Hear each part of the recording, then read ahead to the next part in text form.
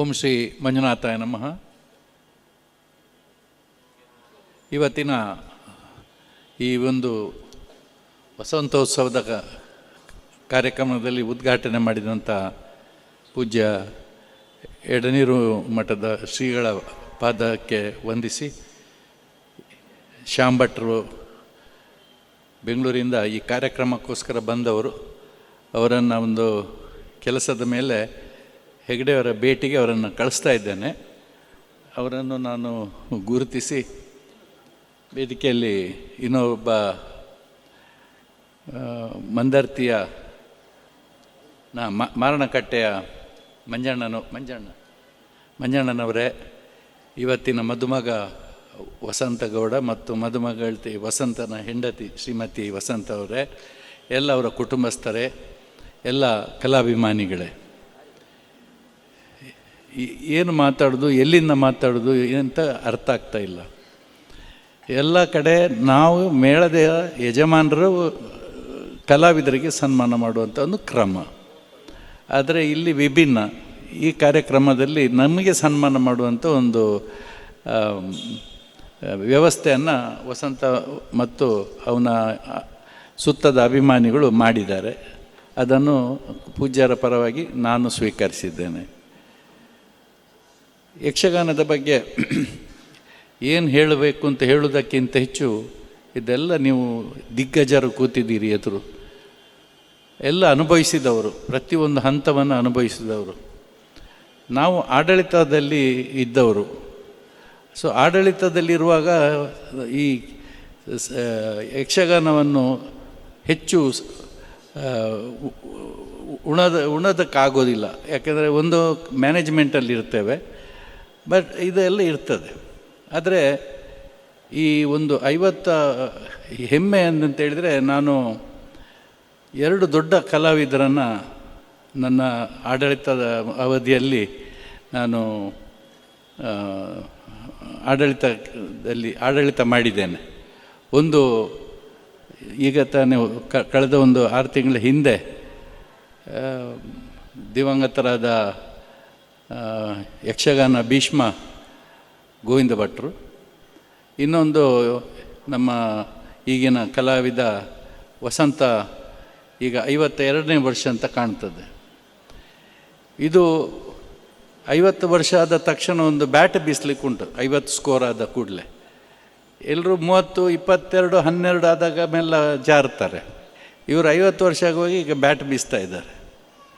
ಅಂದರೆ ಯಾಕೆ ಅಂತ ಹೇಳಿದರೆ, ಆವಾಗ ನೀವು ತಿಳ್ಕೊಳ್ಬೇಕು ಈ ಕ್ಷೇತ್ರದ ಮ್ಯಾನೇಜ್ಮೆಂಟಿನಲ್ಲಿ ಎಷ್ಟು ಪಾರದರ್ಶಕತೆ ಇದೆ ಅಂತ ಹೇಳುವ ಬಗ್ಗೆ. ಒಂದು ಮಾತು ಹೆಚ್ಚು ಬರುತ್ತೆ, ಒಂದು ಮಾತು ಕಡಿಮೆ ಬರ್ತದೆ.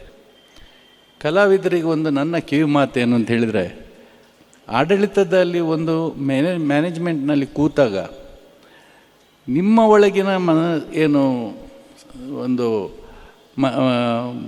ಮನಸ್ತಾಪ ಅಥವಾ ಏನಾದರೂ ಒಂದು ವ್ಯತ್ಯಾಸಗಳಿದ್ದರೆ ಅದನ್ನು ನಮ್ಮ ಮೂಲಕ ಪರಿಹಾರ ಮಾಡೋದು ಭಾರಿ ಕಷ್ಟ. ಯಾಕೆಂದರೆ ನಮಗೆಲ್ಲರೂ ಒಂದೇ ಲೆಕ್ಕ. ಯಾರು ದೊಡ್ಡ ಕಲಾವಿದನಾಗಲಿ ಸಣ್ಣ ಕಲಾವಿದನಾಗಲಿ, ಅವನು ಕಲಾವಿದ ಅಂತ ಹೇಳಿ ನಾವು ಅವನನ್ನು ನೋಡ್ಕೋಬೇಕಾಗ್ತದೆ. ಆದರೆ ಯಾವುದೋ ಒಂದು ಸಣ್ಣ ವಿಷಯಕ್ಕೆ ನನಗೆ ಅವರು ಹಾಗೆ ಹೇಳಿದರು, ನನಗೆ ಇವರು ಹೀಗೆ ಹೇಳಿದರು, ನಮ್ಮನ್ನು ಕೇಳಲಿಲ್ಲ, ನಾವು ಆದ್ದರಿಂದ ಈ ಸಲ ತಿರುಗಾಟಕ್ಕೆ ಬರುವುದಿಲ್ಲ ಅಂತ.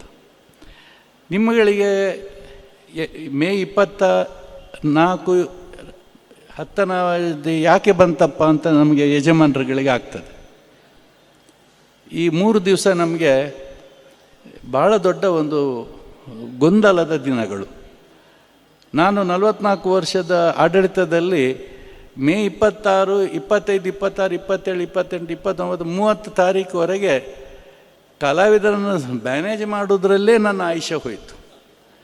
ಎಷ್ಟೋ ಸಲ ಆಗಿದೆ ನನಗೆ ಮೇಳದ ಮ್ಯಾನೇಜ್ಮೆಂಟ್ ಬೇಡ ಅಂತಾಗಿದೆ.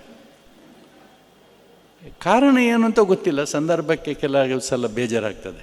ಆದರೆ ಒಂದು ಯಕ್ಷಗಾನದ ಅಭಿಮಾನಿಯಾಗಿ ನಾನು ಇಲ್ಲ, ಇದು ಚಾಲೆಂಜಸ್ ನಾವು ತಗೊಳ್ಳೇಬೇಕು, ನಾವು ಚಾಲೆಂಜ್ ಮಾಡಿದ್ದನ್ನು ನಾವು ಇದು ಮಾಡಬೇಕು ಅಂತ ಹೇಳಿ ನಾನು ನಡೆಸ್ಕೊಂಡು ಬಂದೆ. ಇದರಿಂದ ತುಂಬ ಕೆಲವರಿಗೆ ನೋವಾಗಿರ್ಬೋದು, ನೋವಾಗೋದು ಅನಿವಾರ್ಯ. ಯಾಕೆಂದರೆ ಅವರ ದೃಷ್ಟಿಯಲ್ಲಿ ಅದು ತಪ್ಪು ನಂದು ಅಂತ ಹೇಳಿ. ಆದರೆ ಮ್ಯಾನೇಜ್ಮೆಂಟಿನ ದೃಷ್ಟಿಯಲ್ಲಿ ನಾವು ಬಾಕಿಯವರನ್ನೆಲ್ಲ ನೋಡ್ಕೊಳ್ಬೇಕಾಗ್ತದೆ. ಎಷ್ಟೋ ಸಲ ಹೇಳಲಿಕ್ಕುಂಟು. ಒಂದು ಕಲಾವಿದ ಇದ್ದ, ಯಾಕೆ ನೀನು ಬಿಟ್ಟು ಹೋದಂದರೆ ಎಂಕೆ ಚೌಕಿಡು ನೇರಿಯರು ಅಂತ ಹೇಳಿದ. ನನಗೆ ಕೇಳಿದೆ, ನಾನು ಚೌಕಿಯಲ್ಲಿ ಬೈದದ್ದು ಹೌದು, ಆದರೆ ನೀನು ಅದನ್ನು ಚೌಕಿಯಲ್ಲಿ ನನ್ನನ್ನು ತಿದ್ದಿದ್ರು ಅಂತ ಯಾಕೆ ತಿಳಿಬೋದು, ಬೈದರು ಅಂತ ಯಾಕೆ ತಿಳ್ಕೊಂಡು. ಅಂದರೆ ಅವನಿಗೆ ಎಲ್ಲ ಕಲಾವಿದರ ಮಧ್ಯೆ ಅವನಿಗೆ ಇದಾಯಿತು. ಯಾಕೆ ಬೈದೆ ಅಂತ ಕೇಳಿದರೆ, ರಂಗಸ್ಥಳದಲ್ಲಿ ಅವನು ಮಾಡಿದಂಥ ಒಂದು ವ್ಯವಹಾರ ಸರಿ ಇರಲಿಲ್ಲ. ನಾನು ಕೇಳಿದೆ, ರಂಗಸ್ಥಳದಲ್ಲಿ ನೀನು ನಿಂತು 3-4 ಸಾವಿರ ಜನರ ಎದುರು ಅನ್ಯಾಯ ಈ ಸಮಸ್ಯೆ ಮಾಡಿದ್ದಿ, ಅವರು ನೋಡಿದ್ದಾರೆ, ಬಟ್ ನಾನು ನಿನಗೆ ಚೌಕಿಯಲ್ಲಿ ಕೇಳಿದ್ದು ತಪ್ಪ ಅಂತ ಕೇಳಿದೆ. ಸೊ ಇದೆಲ್ಲ ನಾವು ಅನುಭವಿಸಿದಂಥ ಸಣ್ಣ ಸಣ್ಣ ಘಟನೆಗಳು.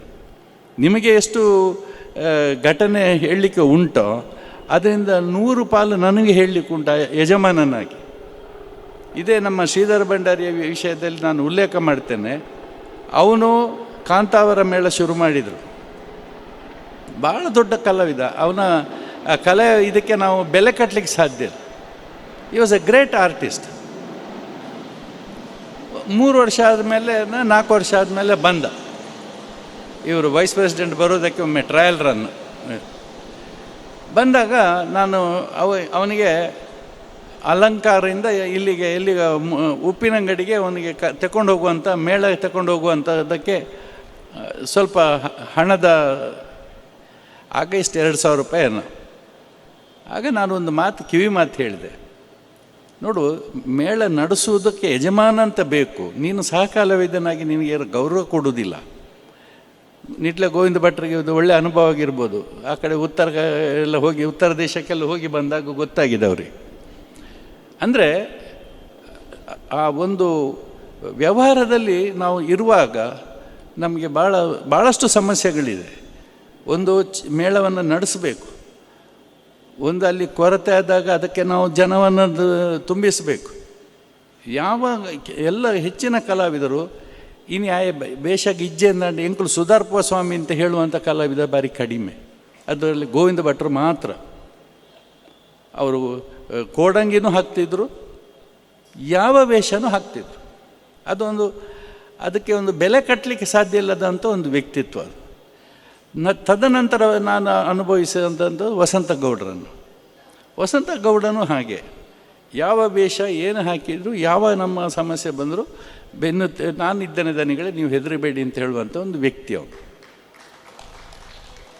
ಈಗ ಏನಾಯಿತು, ಅವನನ್ನು ನಾನು ಕಳೆದ ಒಂದು 10 ವರ್ಷದಿಂದ ನಾವು ಏನು ಮಾಡ್ತಾ ಇದ್ದೇವೆ, ಈ ಮಳೆಗಾಲದಲ್ಲಿ ಅಶೋಕ್ ಭಟ್ರು, ಇವನು ವಸಂತ ಗೌಡರು, ಮತ್ತು ನಮ್ಮ ಗಿರೀಶ್ ಹೆಗಡೆ, ಮತ್ತು ನಮ್ಮ ಮಯ್ಯರು, ಇನ್ನೊಂದು 2-3 ಜನ ಕಲಾವಿದರನ್ನು ಕರೆದು ಬರುವ ವರ್ಷಕ್ಕೆ ಯಾವ ಒಂದು ಪ್ರಸಂಗವನ್ನು ನಾವು ಮಾಡಬಹುದು ಅಂತ ಹೇಳೋ ಬಗ್ಗೆ ನಾನು ಮೀಟಿಂಗ್ ಅವರನ್ನೇ ಬಿಟ್ಟು ಬಿಡ್ತೇನೆ. ಯಾಕೆ ಅಂತ ಹೇಳಿದರೆ, ಅದರಿಂದ ಮುಂಚೆ ನಮ್ಮ ರಘುರಾಮ್ ಹೊಳ್ಳರ ಹತ್ರ ಸಾಧಾರಣ ಒಂದು 15 ವರ್ಷ ನಾನು ಪ್ರಸ್ತಾಪ ಮಾಡಿದ್ದೇನೆ. ಅವರ ಅಪ್ಪರಣೆಗೂ ಬರಲಿಲ್ಲ, ಇದಕ್ಕೆ ಬರಲೇ ಇಲ್ಲ. ಅದೊಂದು ಮಾತ್ರ ಅವರ ಮೇಲೆ ನನಗೆ ಬೇಸರ ಇದೆ.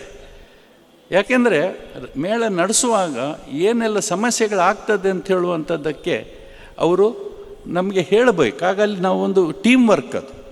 ಇವತ್ತು ಕಳೆದ ಒಂದು 10 ವರ್ಷದಿಂದ ಕಾಲಮಿತಿಯ ಸಂದರ್ಭದಲ್ಲಿ ಕ್ಷೇತ್ರದ ಮೇಳಕ್ಕೆ ಯಾಕೆ ಹೆಸರು ಬಂದಿದೆ ಅಂತ ಹೇಳಿದರೆ ಅದಕ್ಕೆ ಇದೇ ಕಾರಣ. ಟೀಮ್ ವರ್ಕು, ಮೀಟಿಂಗ್ಸ್ ಆಗೋದು. ಈಗ ಈ ಸಲದ ಒಂದು ಇದರಲ್ಲಿ 2 ತಿಂಗಳಲ್ಲಿ ಮೀಟಿಂಗ್ ಆಗಲಿಲ್ಲ ಅಂತ ಹೇಳುವಂಥ ಒಂದು ನನಗೆ ಸೂಕ್ಷ್ಮ ಸಿಕ್ಕಿದೆ. ಅದು ನಾನು ವಿಚಾರಣೆ ಮಾಡ್ತೇನೆ, ಅದು ಬೇರೆ ವಿಷಯ.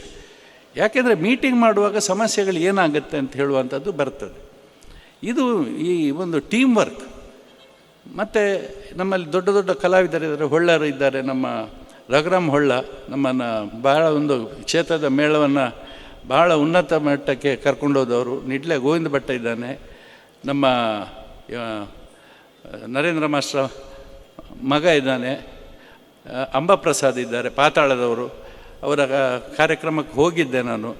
ಮತ್ತು ಚಂದ್ರಶೇಖರ್ ಇದ್ದಾನೆ, ಹಿರಿಯ ಗೌರವಾನ್ವಿತ ಚೆಂಡೆ ವಾದಕರಾದ ಸೀತಾರಾಮ ತೋಳ್ಪಾಡಿತಾರಿದ್ದಾರೆ, ಮತ್ತು ಹಲವು ಕಲಾವಿದರಿದ್ದಾರೆ, ಹೆಸರುಗಳು ಬರ್ತಾ ಇಲ್ಲ.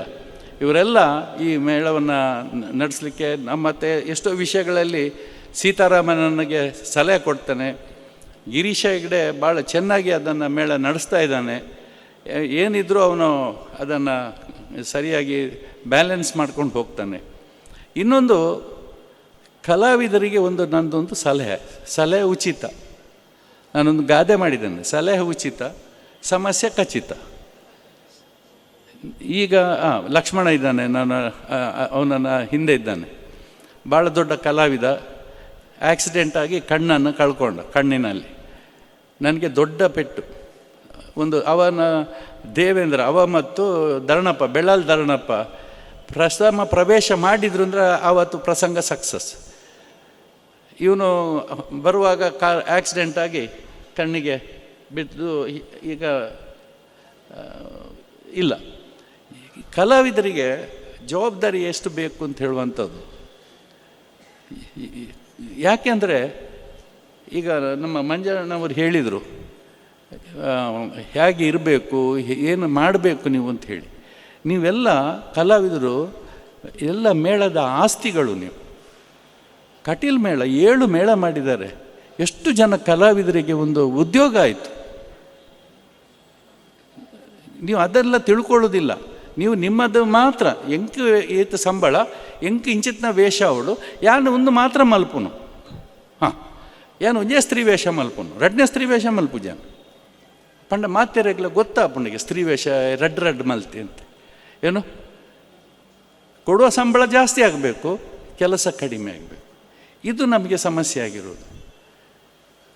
ನೀವು ಕಾಲಮಿತಿಯಲ್ಲಿ ಏನು ಮಾಡ್ತೀರಿ, ನಿಮ್ಮ ಕೆಲಸ ಆದ ತಕ್ಷಣ ಹೋಗಿ ಬಿಡ್ತೀರಿ, ಸರಿ. ಆದರೆ ನಿಮಗೆ ಕೊಡುವಂಥ ಏನು ಉಂಟು ಅದು ಪಗಾರ ಇಡೀ ರಾತ್ರಿಗೆ, ಇಡೀ ನಿಮ್ಮ ಎಪಿಸೋಡಿಗೆ. ಅದು ನಿಮ್ಮಲ್ಲಿ ಅದು ಮನವರಿಕೆ ಬೇಕು. ಯಾಕೆಂದರೆ ಕಲೆಯಿಂದಾಗಿ ನೀವು ಬದುಕೋದು. ನಾವು ನಿಮ್ಮನ್ನು ಯಾಕೆ ಬದುಕಿಸೋದು ಅಂದರೆ ಯಕ್ಷಗಾನಕ್ಕೆ ದೇವರಿಗೆ ಹರಕೆ ಹೇಳಿದ್ದಾರೆ. ಏನು ಹರಕೆ ಹೇಳಿದ್ದಾರೆ, ಹರಕೆ ಹೇಳಿದ್ದನ್ನು ಹರಕೆಯನ್ನು ಪರಿಹಾರ ಕೊಡಬೇಕು ನೀವು. ಆದ್ದರಿಂದ ಈ ವಸಂತ ಗೌಡ ಮತ್ತು ನಮ್ಮ ಉಮೇಶ ಇದ್ದಾನೆ, ಗೋವಿಂದ ಭಟ್ರು, ಸುಂದರ್ ರಾಯರು, ನಾರಾಯಣ ಹೆಗಡೆ, ರೈ, ಇವರನ್ನೆಲ್ಲ ನಾನು ಅಲ್ಲಿ ನೆನಪು ಮಾಡ್ತಾ ಇದ್ದೇನೆ. ಯಾಕೆಂದರೆ ಅವರನ್ನು ನಾನು ಅಂಥ ಕಲಾವಿದರನ್ನು ನನಗೆ ಮ್ಯಾನೇಜ್ಮೆಂಟಿಗೆ ಸಿಕ್ಕಿತ್ತು. ಏನು ಈಗ ದೊಡ್ಡ ಮ್ಯಾಚಲ್ಲಿ ಸಣ್ಣ ಕ್ಯಾಪ್ಟನ್ ಆದರೆ ಏನು, ಈಗ ದೊಡ್ಡ ದೊಡ್ಡ ದ್ರಾವಿಡ್ ಇವರೆಲ್ಲ ಇರುವಾಗ ಒಬ್ಬ ಆರ್ಡಿನರಿ ಇವನನ್ನು ಕ್ಯಾಪ್ಟನ್ ಮಾಡಿದರೆ ಹೇಗೆ ನಡೆಸ್ತಾನೆ ಅಂತ ಹೇಳುವಂಥದ್ದು. ಆ ಥರ ಆಯಿತು ನನ್ನ ಪರಿಸ್ಥಿತಿ. ನಾನು ಅನಿವಾರ್ಯವಾಗಿ ಮ್ಯಾನೇಜ್ಮೆಂಟಿಗೆ ಬಂದವ. ಅದರಿಂದ ಇದೆಲ್ಲ ನೀವುಗಳು ಜಾಗ್ರತೆ ಬೇಕು. ಯಕ್ಷಗಾನವನ್ನು ಬೆಳೆಸುವುದಕ್ಕೆ ನಿಮ್ಮದು ಭಾಳಷ್ಟು ಕೊಡುಗೆ ಇದೆ, ಭಾಳಷ್ಟು ಕೊಡುಗೆ ಇದೆ. ಯಾಕೆಂದರೆ ಇದನ್ನು ನಾವು ಹೇಗೆ ನಡೆಸಬೇಕು, ನಾವು ನಿಮ್ಮನ್ನು ಟೀಮ್ ವರ್ಕಲ್ಲಿ ಹಿಡ್ಕೊಂಡು ಮಾಡಬೇಕೋ ಅದೇ ಥರ ನಿಮ್ಮ ಸಂದರ್ಭ ಬೇಕು. ವಸಂತಗೌಡನಿಗೆ ದೇವರ ಒಳ್ಳೆಯ ಇದು ಕೊಟ್ಟು ಅವರು ಇನ್ನಷ್ಟು ಕಲಾ ಸೇವೆ ಮಾಡಲಿ ಅಂತ ಹೇಳ್ತಾ, ಪೂಜ್ಯ ಎಡನೀರು ಶ್ರೀಗಳು ಅವರ ಗುರುಗಳು ಮೇಳ ಮಾಡಿದರು. ಆ ಮೇಳದ ಉದ್ಘಾಟನೆ ನಾನೇ ಮಾಡಿದ್ದು. ತದನಂತರ ಇವರು ಪ್ರತಿ ವರ್ಷ ನಮ್ಮ ಯಕ್ಷಗಾನದ ಒಂದು ಚಾತುರ್ಮಾಸದಲ್ಲಿ ಅವರ ಯಕ್ಷಗಾನದ ಸಂದರ್ಭದಲ್ಲಿ ನಾನು ಒಮ್ಮೆ ಹೋಗ್ತಾಯಿದ್ದೆ. ಅಲ್ಲಿ ಅವರ ಆಶೀರ್ವಾದ ಒಂದು, ಎರಡನೇದು ಊಟಕ್ಕೆ ಸರಿ ಒಳ್ಳೆಯ ರುಚಿಯಾದ ಊಟ ಕೊಡ್ತಾರೆ. ಅದಕ್ಕೆ ಅದು ಯಾವುದೂ ಮಿಸ್ ಆಗೋದಿಲ್ಲ. ಅದಕ್ಕೆ ಹೋಗ್ತಾ ಇದ್ದೇನೆ. ಅವರನ್ನು ನಾನು ಈ ಸಂದರ್ಭದಲ್ಲಿ ನೆನೆಸ್ಕೊಂಡು ಈ ಕಲಾಮಾತೆಗೆ ಎಲ್ಲ ದೇವರು ಒಳ್ಳೇದು ಮಾಡಲಿ ಅಂತ ಹೇಳ್ತಾ ನನ್ನ ಮಾತನ್ನು ಮುಗಿಸ್ತೀನಿ.